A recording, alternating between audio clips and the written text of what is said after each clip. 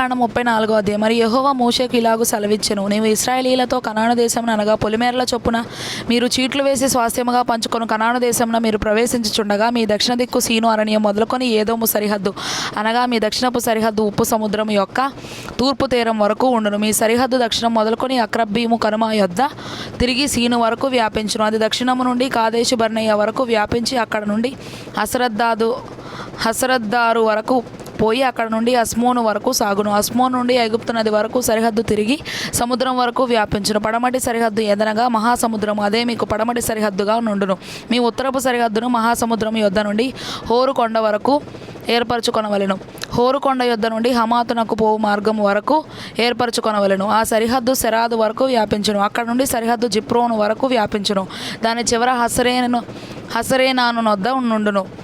హసరేనాను నొద్ద ఉండును. అది మీకు ఉత్తరపు సరిహద్దు. తూర్పు సరిహద్దు హసరేనాను నుండి షెపాము వరకు మీరు ఏర్పరచుకొనవలెను. షెపాము నుండి సరిహద్దు అయ్యూనుకు తూర్పున రిబ్లా వరకు నుండును. ఆ సరిహద్దు దిగి తూర్పున కిన్నెరెతు సముద్రము నొడ్డును తగిలి ఉండును. ఆ సరిహద్దు యోర్దాను నది వరకు దిగి ఉప్పు సముద్రము దనుక వ్యాపించును. ఆ దేశము చుట్టూనున్న సరిహద్దుల మధ్యనున్న దేశము మీద ఉండునని వారికి ఆజ్ఞాపించుము. మోషే ఇశ్రాయేలీలతో మీరు చీట్ల చేత పొందబోచున్న దేశం ఇది. యెహోవా 9 గోత్రములకును అర్ధగోత్రమునకును దీనిని ఇయ్యవలనని ఆజ్ఞాపించెను. ఏలయనగా తమ తమ పితరుల కుటుంబముల ప్రకారము రూబేనీయులను గాదీయులను తమ తమ స్వాస్థ్యములను నొందిరి. మనష్షే అర్ధగోత్రపు వారు తమ స్వాస్థ్యము నొందిరి.